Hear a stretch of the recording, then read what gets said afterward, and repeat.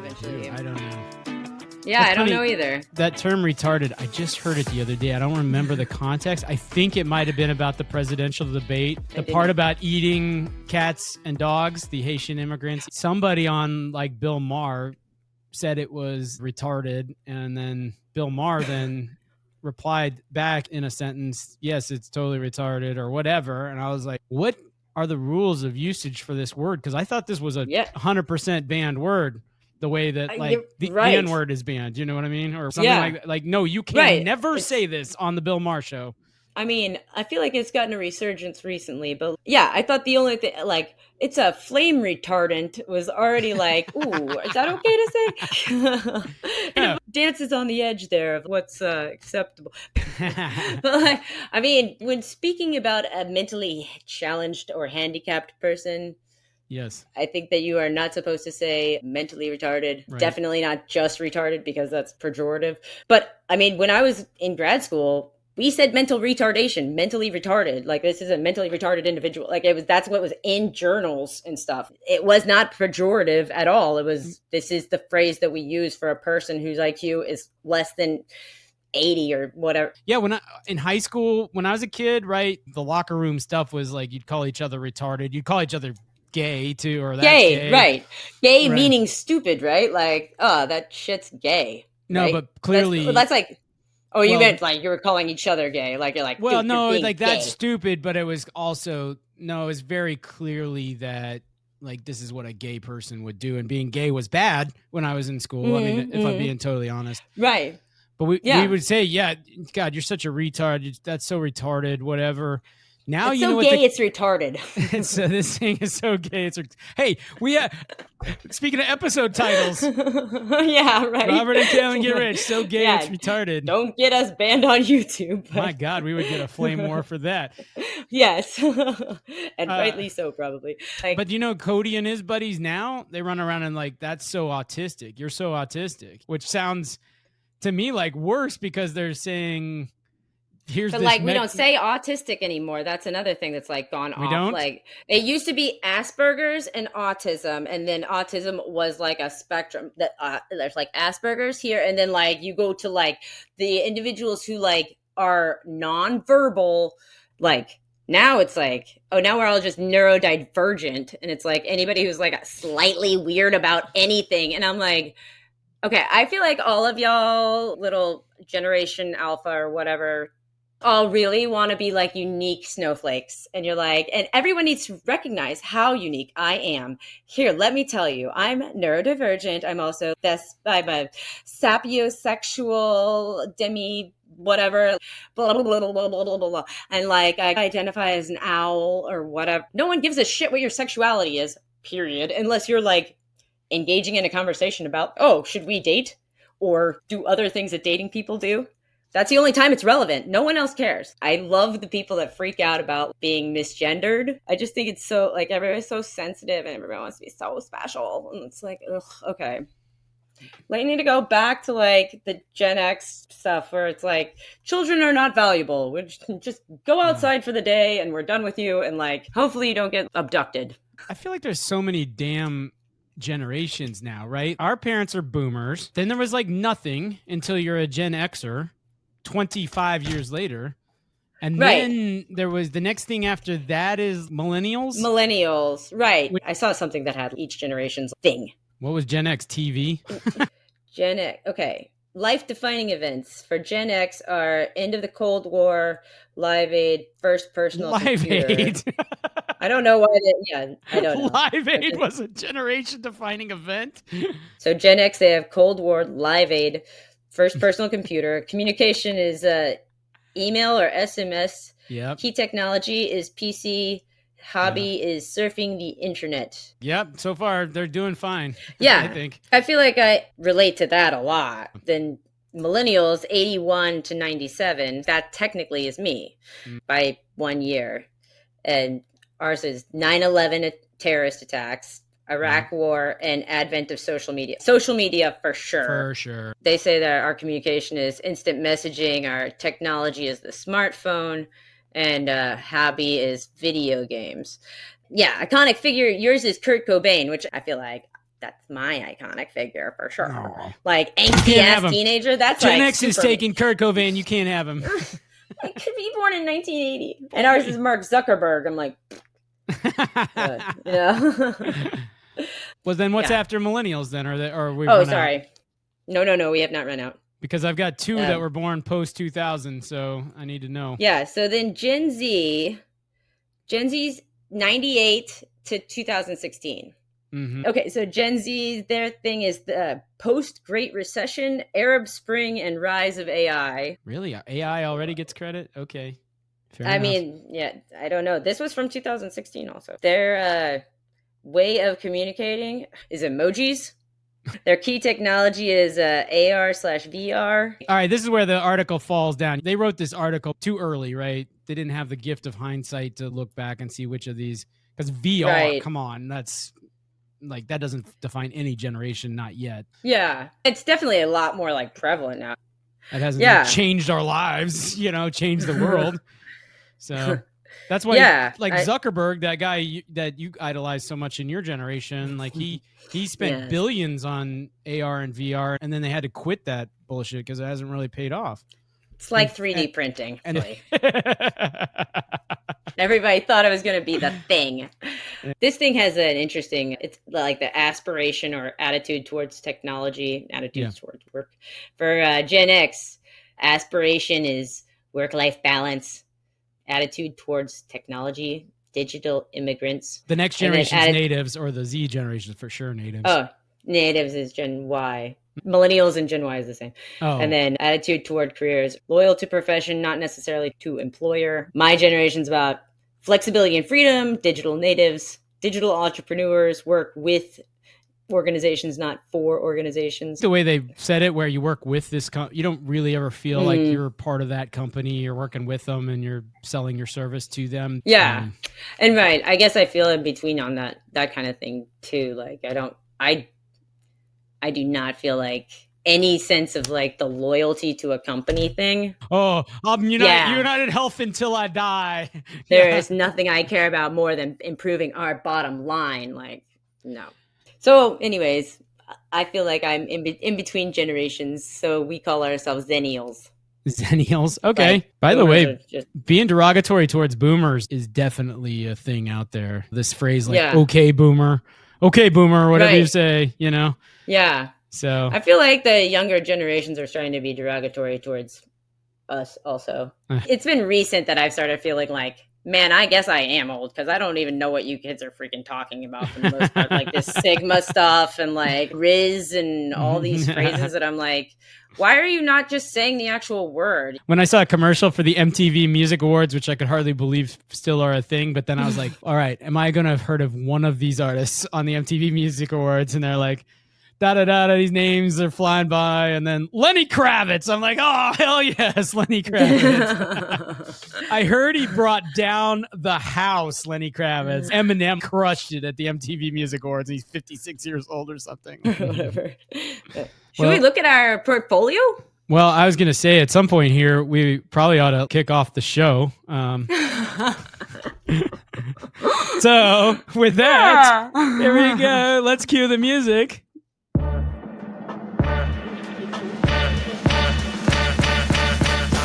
You are listening to Robert and Kalyn Get Rich. Today is September 18th, 2024. This is episode 22. I'm Robert Kimmel. I'm one of your hosts. This is Kalyn Kimmel, my sister, your other host. I don't even know what that word was. I am Generation X. She is a millennial or a zennial. Or an exennial. Who the hell knows? But one thing we do know is what, Kalyn? We do not provide financial or investment advice. Not here.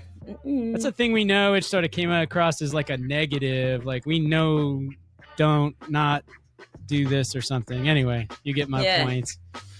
Anyhow, we are a show. We're the one and only comedy show about personal finance. So we talk about personal finance if we feel like it, or whatever else it is we feel like. And our goal is to have a little fun, make you laugh, and make that terrible, terrible, terrible Friday commute just a little more bearable. So yeah, Kalyn, right. you asked about the Get Rich portfolio. Hold on to your seat because here it is. Are we up? We are up. We are in the green. 0.74%. Oh my God. Oh. Back in black. Back in I black. love it. And you know why? Because of our pick in the IPO. Oh, I knew it. ETF. I knew it. I wish Andrea was here. If you recall, Andrea was like, no, this thing's dead in the water. Not doing it. Nope. I was like, we're ready to go to the moon, from what I see on this chart. Well, Andrea, let's see what her pick in the first pick of the guest portfolio. Let's see how the guest portfolio is doing. Yeah. Down 1.1%. Suck it. Instant validation. What do you mean you used to work on Wall Street, investment banker? Exactly. It's started up today, but down since we bought it. Like an awful lot of these investments, the second you buy them, they go down. Not IPO stuff, though. And how's our other stuff doing? How's our OG investment on Reddit? They're one of the main swing factors in this investment portfolio. Reddit is up today, but down 8% lifetime. Bummer. Chewy is carrying the water, up 45%. Good no God. Kidding. And true. These are our best investments, 35%. And Phillips, 15%. Anything related to uranium is down hard. CCJ and our Denison Mines option. I am an owner in real life of uranium stuff, so I'm a believer. You say it's a good thing, and I'm like, done. That guy's way smarter than me, so I'm sure that Robert's analysis is accurate. When I look at our personal portfolio at home, everything's up. Except for the things I personally picked. I just thank God every morning that like the S&P is up because my uranium investments are down so hard. When Andrea's like, how's the portfolio doing? I'm like, it's pretty good. It's doing good. Yep, we're up. And it's not because of uranium, I can tell you that much. I'll show you the S&P 500. This is the baseline if we'd have made the same investments at the same time in the S&P 500. It's up today. It's up 6%. It's going to be hard to catch, man. We're at 1%. Yeah, one thing. Yeah, well, it just takes a couple of things swinging around for us. Uranium falling in line and something. One of these lotto tickets is going to hit, and then we're going to be crushing it. So right, we've had our big loser. Yeah, she'll not be named.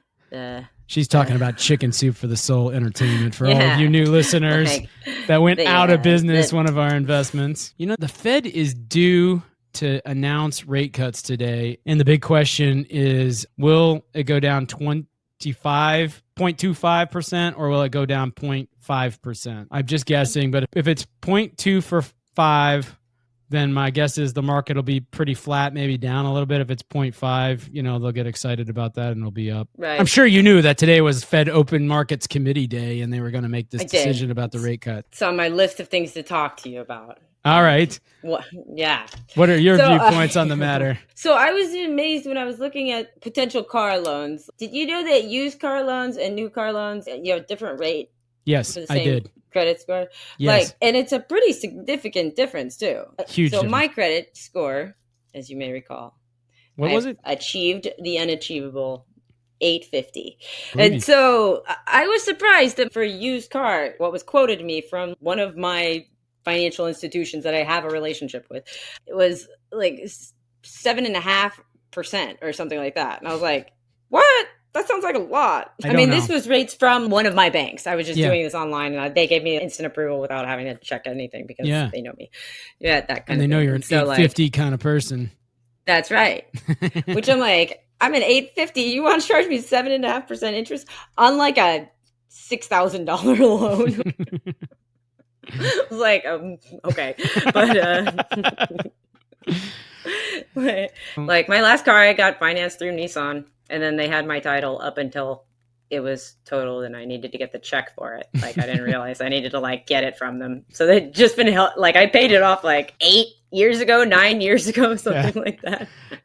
And you could totally imagine Nissan losing it in the bureaucracy, like some guy going to the file drawers in the basement. And, let's see, Kimmel, Kim.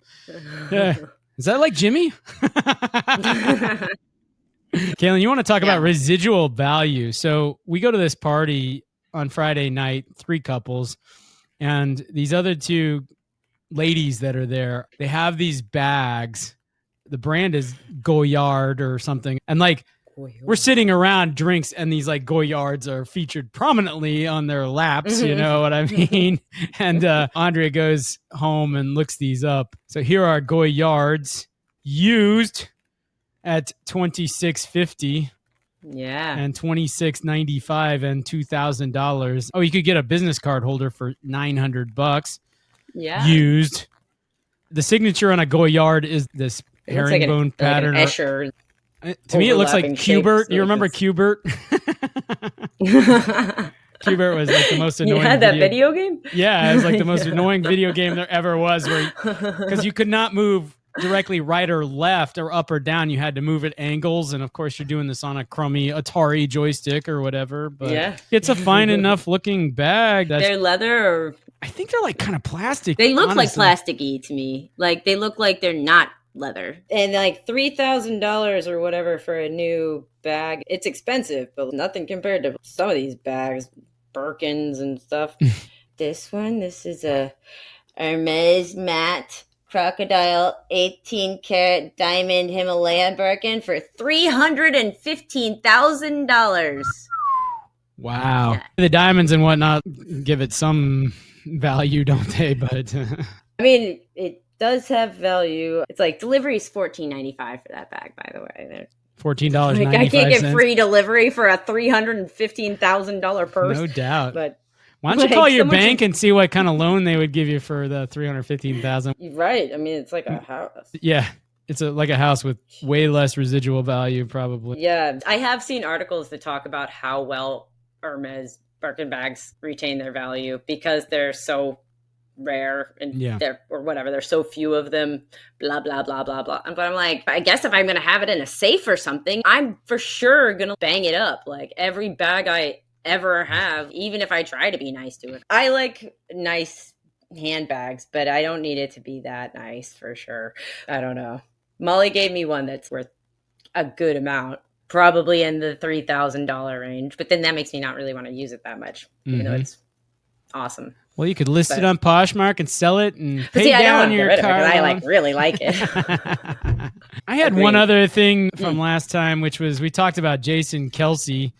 And then once again, wouldn't you know it, but Jason Kelce shows up all over my television screen. You remember these are the guys from the New Heights podcast that got the $100 million minimum contract.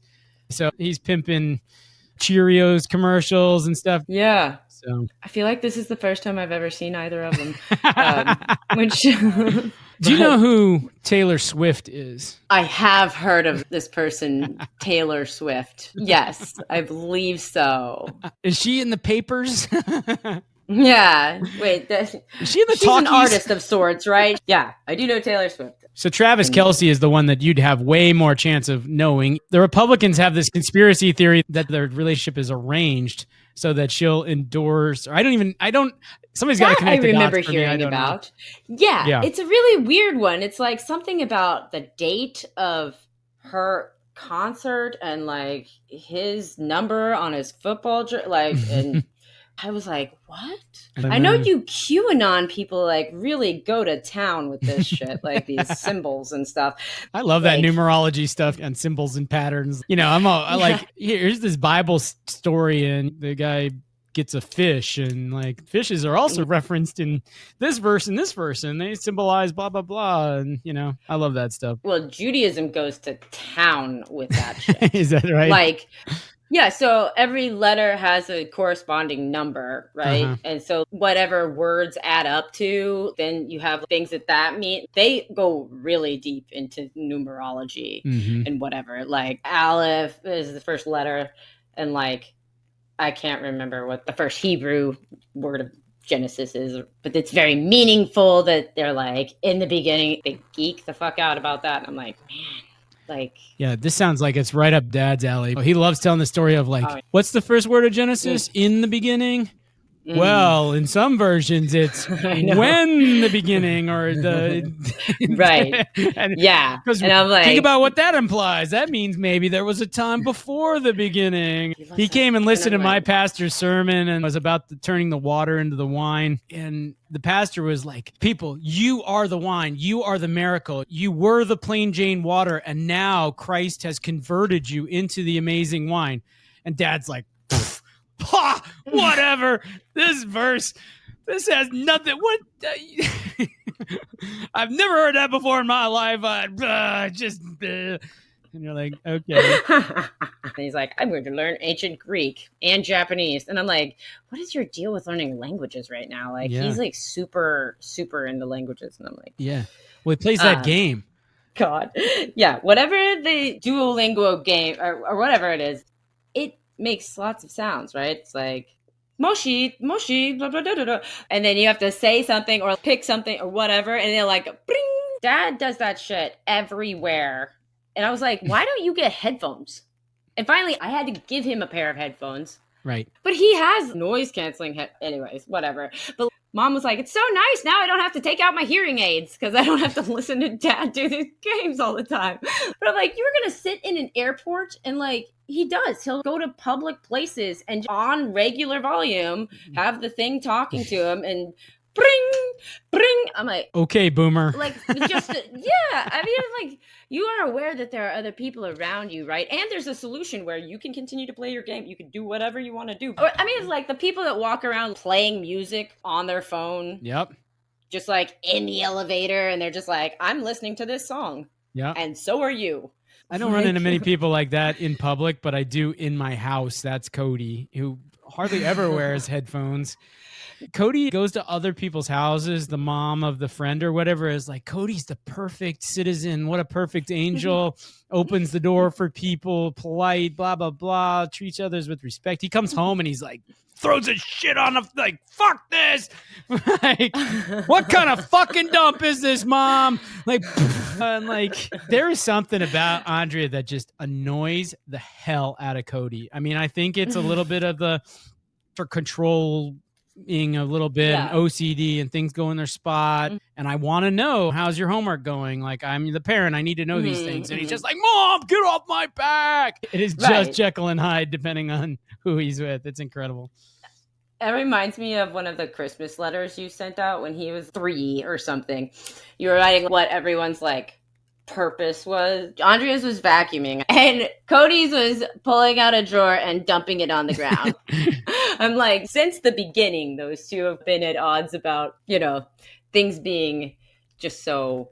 I've had to dial back the letters because 2 reasons. One, he reads them now. And then also people were just like, you were pretty tough on Cody in this letter. And I'm like, it's true. He is a pain in the ass to live with. But okay, fine. I'll say some nice stuff about him. One of my letters was like, Cody is a total freeloader. He does nothing and he lays around and we clean up all his shit and wash his dishes for him. And people are like, that was kind of mean-spirited for a Christmas letter. And I'm like, well, that's how I feel. I write the letter and he doesn't read it, but now he does. Reading this year's, Kiara was reading it and she was like, yeah, Cody's too cool for doing da-da-da with us, but Kiara's not too cool for anything. And she was like, I think my dad just called me a dork. Like, I was like, yeah, I think that's probably true. But you're the princess, so you know. Do you have any other topics before we get to our segments? Well, one quick note: I did actually break my own rule of buying the single sodas. I wouldn't normally have done it, but I did decide I am dying of thirst, and it was a mashup that I was like. What? Why?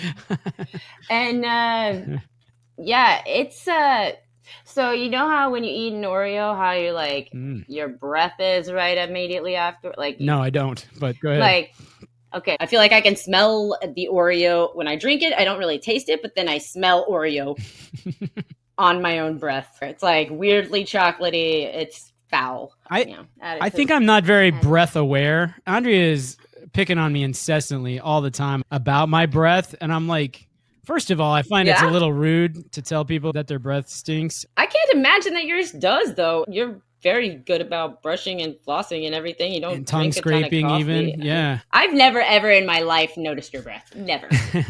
Andre has a very sensitive nose as part of it, to the point I even wonder if she imagines phantom smells. She'll walk into a room and she's like, "It smells like cat pee in here." And I'm like, well, maybe a cat peed. They certainly did one time in the past 5 years, so you probably still smell it. Right. Like literally, I for good or for bad, I can't think of a single time in life that I've noticed your breath. Unless I was like, have you been eating sour cream and onion chips? Because I want them. Yeah. Like, your breath smells like my breath wants to smell. You taste Coke the darkness. Zero Oreo. Like, I taste the dark cocoa or something. Like, it. I don't know. I feel like I can smell it. But, you probably can smell it. yeah, I had a friend, my friend Josh, he's died sadly, but like he had cancer in his tongue and he had to have 80% of his tongue removed, right? I remember that. Yeah. So they rebuilt one out of like inner thigh, which is crazy. I can't imagine it could taste though, right?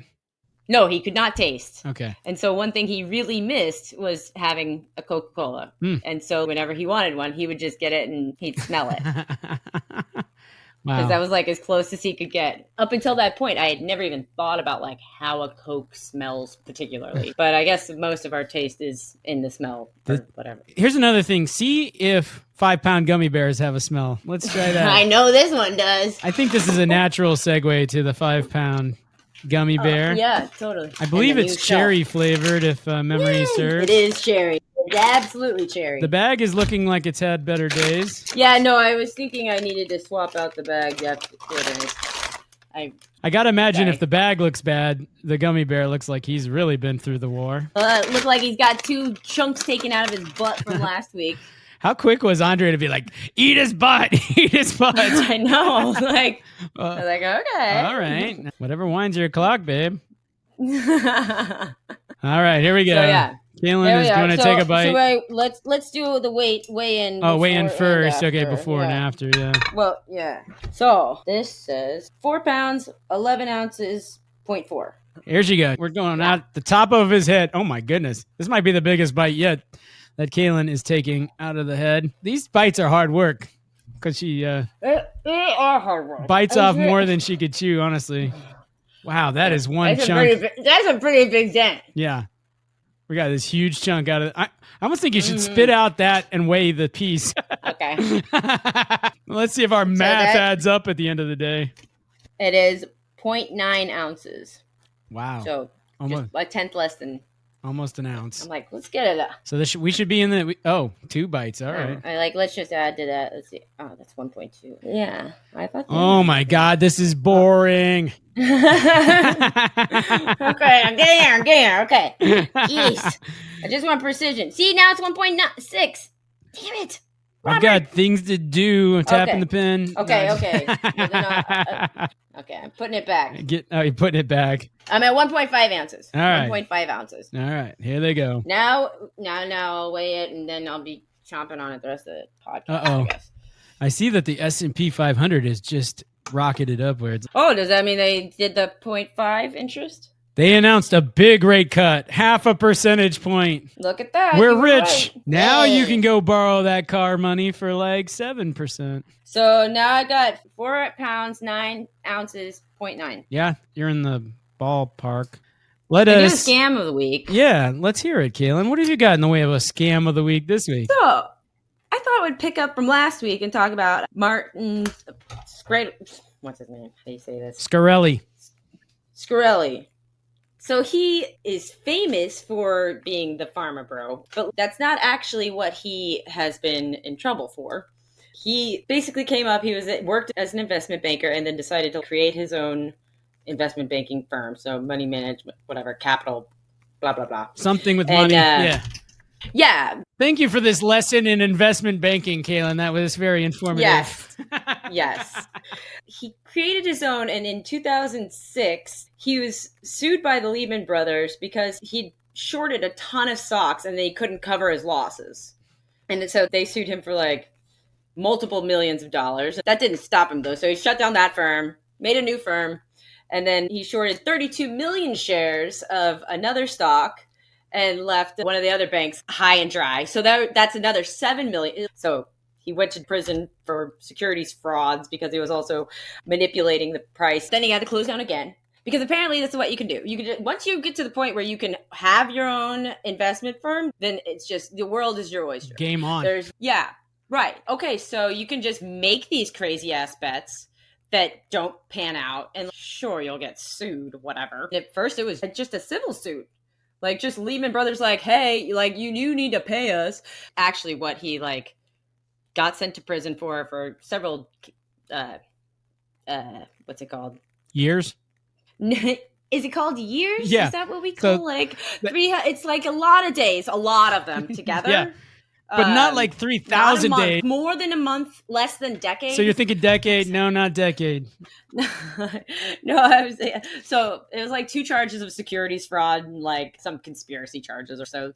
He got a 7-year sentence, served 4 years. But we know him from what he did after that. He became famous after this because he opened yet another firm, another investment firm that was into biotech, and they bought the makers of this drug that's often used for malaria and HIV. When he bought the company, they were selling for roughly $4 a pill. He immediately increased it over 5,000% to something like $900 a pill. Yeah. And then he refused to lower it, and also actively blocked other companies being able to come up with a generic. So, really slimy dude. It's not exactly a scam, but I found it very interesting that he did did that stuff. P.S. From that one drug, he made $65 million. There's been a suit filed against him where he has to pay that back. So his net worth went to zero. He was in jail for 4.5 years or 5 years, and he got in trouble because he'd somehow gotten a phone into jail, and he was running his pharmaceutical investment company from prison.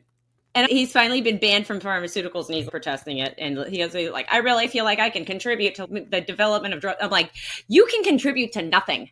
He's been sued by the FTC, the SEC, the Attorney General just filed a suit against him. So he's had to pay back all this stuff. That's batting for cycle right there. That's like winning an EGOT, getting sued by the FTC and the SEC. Like, I know. I got to say, he's like the little engine that could in the world of scamming. If at first you don't succeed, try again. I mean, hats off to him. Yeah, don't honestly. give up. Once you have a playbook, that's just the way that like once you get to be where you can open your own investment firm, then it doesn't matter what you do after that. Yeah. You can open another one. I get that the SEC and the FTC are supposed to be doing shit to prevent this, as should Lehman Brothers and, I mean, the next company. I can't remember what banking institution it was. But I'm like, I feel like it's kind of your fault. Like 3 years later, he's pulling some other mega short sale, 32 million shares he shorted. Yeah. After the 2006 and 2007, the Lehman Brothers and the other thing, they went to prison for. He was required to pay back $7.5 million. And so the government goes in and like starts claiming assets, right? One of the very interesting assets that they claimed is he owned this Wu Tang Clan album. Wu Tang Clan had decided that they were like pissed off about the streaming world and blah, blah, blah. And they were like, so we're going to make this album and we're going to make one copy of it, period. Yeah. They deleted all the master files. They made one copy. It's in this very ornate, bejeweled, silver encrusted box. He paid something like $3 million for it, right? Yeah. And that's one of the things that the government came and seized. It has been since sold for $5.5 million to this other company. The whole idea for Wu Tang Clan, they were like, we want it to be like the Renaissance, where there's patronage of artists and that music is valued in the way that fine art is. And I don't think that was ever the case. Like, and also that's not exactly how the patronage system works, from my understanding. Come on, Wu Tang, get your facts straight. I could see a single copy Wu Tang album being worth a couple $1 million, 100%. It's sort of like a baseball card, right? An original Honus Wagner or something, and worth a couple $1 million. Yeah. So, right. I mean, especially this is not even the Wu Tang Clan have the copy of this. Right.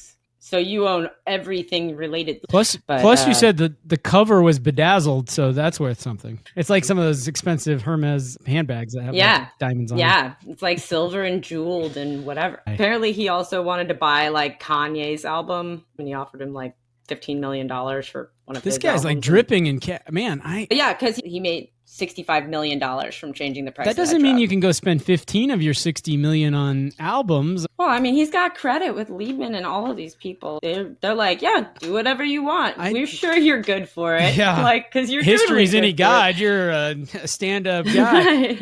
I mean, yeah. Even the second bank, fine. Second bank, fool me once, shame on you. Fool me twice, shame on me. And then the third time around, other people gave him money to invest in this. Like, who's giving this clown money at that point? It's incredible how the world works. Well, like, I guess that his investors for that HIV drug, those guys did well. Absolutely critical. Yeah. Now he's having to pay that back. I'm a little surprised that was anything illegal or anything, but oh well. So. And I don't remember exactly what it was. That this is the 2020 ruling that has been filed by the Attorney General that he needs to pay back because of his price, blah, blah, blah. Maybe it's the anti-competitive behavior or whatever. That could be That's a great quasi scam, and it's just like, here's another personality type that it's just hard to the stones on a guy to go for the second time, put huge dollars on a short sale and be no big deal if my company goes bankrupt. It's just, I'm wired so differently than that. Maybe Shkreli would come on our podcast. We were talking about podcast guests pre-show, so maybe he'd be a good one. I have the feeling like by the time the podcast was over, he'd own the podcast and we'd owe him $1 million. But anyway, it seems like he's got that sort of Or he would definitely have talked us out of our savings for sure. He's got that kind of skill set. This guy's definitely going to make some money. Yeah, wait, I like what I'm hearing here. I mean, I know the other thing flopped, but damn, this is a good idea this guy's got. That's how you get rich. Combination of little engine and could. Yeah, take advantage of people with HIV and malaria. Yeah. All right, so I don't think we can invest in the Wu Tang album as part of our portfolio, but I am curious, do you have a what the hell's in Kalyn's portfolio? One was just Procter and Gamble, so that's not that exciting. The other one is Howmet Aerospace. Howmet Aerospace. I believe I've heard of that. It sounds familiar, but maybe we should do some homework on Howmet. Yeah. I got the chart here. All right, so they're up 0.5%. You can see the moment that the Fed interest rates changed here on their stock chart. I wonder what's going on with the Bitcoins and stuff. Bitcoin jumped, I'm sure, today. Yeah. How about Dog Whiff Hat? How did it do? Yeah, Bitcoin's up 0.5% today. Yeah, Dogecoin is up $2. LTC is up 10 cents. Dude, year to date, Bitcoin is up 43%. My God. So my podcast recommendation of the week, actually a series of podcasts, but they're called The Compound. So The Compound, they'd probably blanch if they heard me say this, but they're as much of the show that I crafted this show to mimic as any. So like the way we sort of banter before the intro, and then the fact that we're having fun and laughing.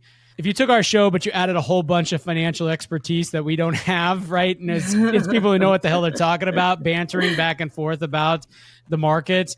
And then you add in New York accents, New York Judaism. Forget about it. Yeah, there's all this like, they're talking about the stocks, So this guy, downtown Josh Brown, he was a blogger 15 years ago, and he's worked his way up to CEO of Ritholtz Wealth Management and has a bit of a media empire here where they have 6 or 8 shows that they do every week of different types. But the main one, the flagship, is called Compound and Friends, comes out every Friday. It's a fun show to listen to. You do have to have some financial savvy. It's not for the Dave Ramsey audience. It's for people who want to talk about interest rates and their effects on the market. But if you're kind of at that level, I really enjoy listening to The Compound and Friends. Cool. I will listen to it. It sounds like you've listened to I Will Teach You How to Be Rich. Yeah, of all the podcast recommendations you've made, that's one that's really stuck. So when it pops up in my up next feed, I tend to go ahead and listen to the episode. Although they are starting to sound a little bit alike, I have to say. And you watched the Netflix show, right? I did, until it's turned super gay. And by gay, I mean gay. Stupid. No, I mean like gay. Like all of a sudden, we were done with these old families, and then now we're on to the cross-dresser, and the guy who won the game show is gay as hell. And I'm like, and there's nothing against that, but honestly, it was like, it's getting to feel a little bit like the restaurant makeover show or whatever. Instead of making over a restaurant, we're just making over this guy's finances. And it does start to feel a little bit the same. And you leave off before you really feel like you know how it turned out. which is the true of all show like that. Even like Shark Tank, even when they used to go back to like, here's how this company is doing, you're like, I don't know. I don't really feel like I got a good feel. I mean, everybody's all smiles. And that day we sold 5 million pudding scrapers. But then you're like, yeah, well, how's the pudding scraper market held up since then? I don't know. Yeah, man, the Ring guy, the guy who came up with the Ring doorbell, came on there and nobody wanted to make a deal with him. And now he's come back as a shark. Same thing as Peloton. Okay, they didn't come back as a shark, but Peloton was laughed off the stage. I mean, I don't know anything they've picked that's actually done great. And I've heard that those sharks come in and they just like pillage these. They're like Shkreli. They would probably get along well with him. That's frankly how I see them. All of them. All of the financial people. I'm like, rich y'all are all bad. Sons of bitches. Everyone's bad. Yeah, you are all bad. Well, Kalyn, all we can aspire to is that someday we will be the rich, evil people. Well, no, we'll be magnanimous. Good. When I take on my final form as a unicorn Pegasus, I will be a benevolent ruler. I will shower my wealth and my earnings upon the land. Well, all right, here's to being a benevolent rich person. We will investigate Howmet as part of the homework for next week's episode, and we'll talk more about it. If that's not a cliffhanger, and if you're not looking forward to the Howmet discussion next week, I don't know what you are. Buckle up. They work on forged wheels as one of the things. Forged wheels. Yeah. Enough about and fastening systems.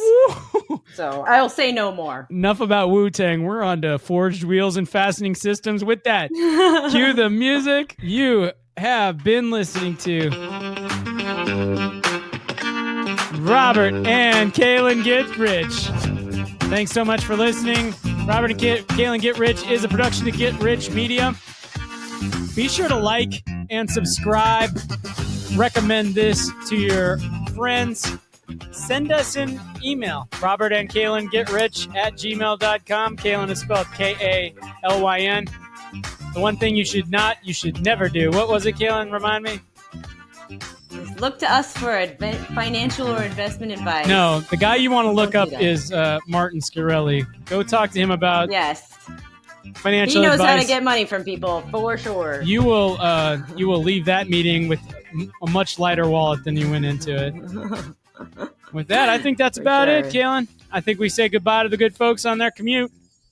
Take care. That sounds good. Bye-bye. Bye, everybody. Have a good weekend.